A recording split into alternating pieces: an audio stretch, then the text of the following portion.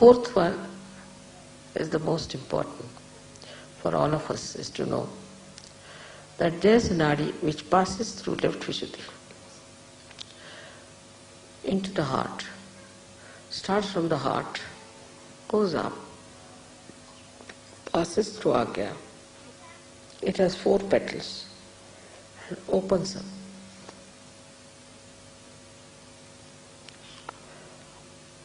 This is the one which gives you the state which is called as Turiya. We live in 3 states. In the awakened state, Jagruti, our attention goes to this, that and all that, we spoil our attention. But the second one is the one, what we call, is that we sleep. When we sleep also, all these things that have happened come to us from our past and things like that. But then we go to the deeper sleep called as Sushupti. It's a state where you have deep sleep and you dream of something that is reality also. You may dream about me, like it's the ethereal part of the subconscious where some beautiful informations are passed out. Supposing I come, say, to Italy. Italians might know in their Sushupti that I have come here, or maybe anybody might know, depends on. But the 4th state is called as Turiya. There are 2 more states.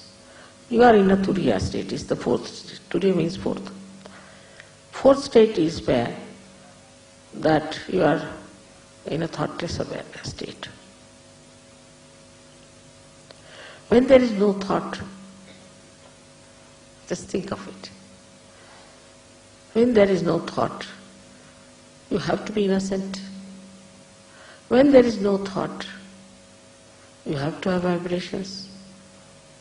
When there is no thought, you cannot be attached to anyone.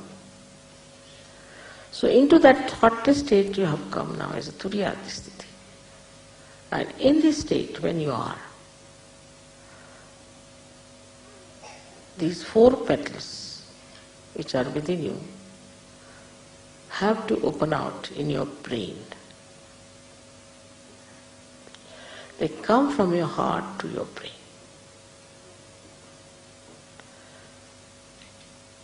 And that is when we absolutely understand what is God.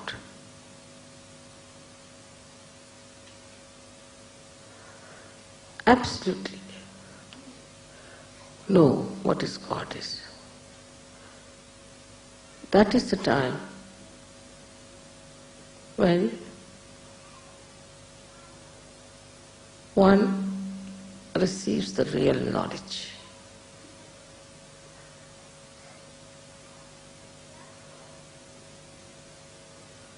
But unless and until these 4 petals open, one may fall back. And that's why some of the Sajogis who are still meddling with things, if they should not do, go down. And they don't understand what is God is.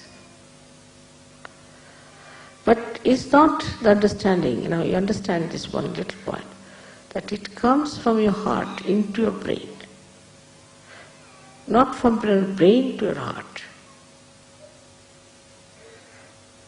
It comes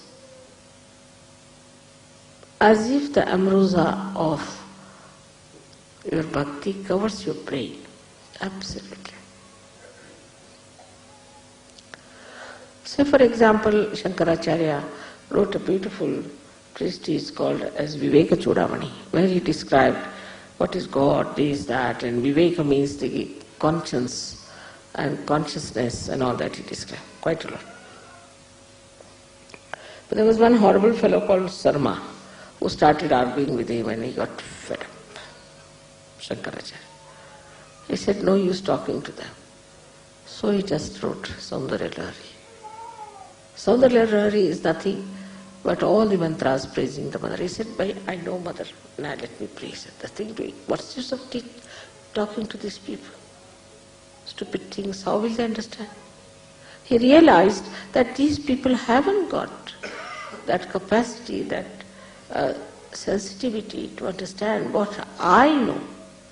That's the real knowledge, is to know what is God.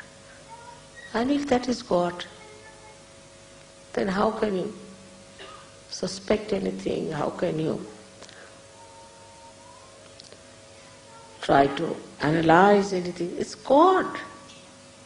It's God Almighty, which knows everything, which does everything, which enjoys everything. That is the one we should say is the jnana, is the knowledge, is the true knowledge, the pure knowledge. Is not the knowledge of chakras, not the knowledge of vibrations, not the knowledge of Kundalini, but the knowledge of God Almighty. And the knowledge of God Almighty is not mental.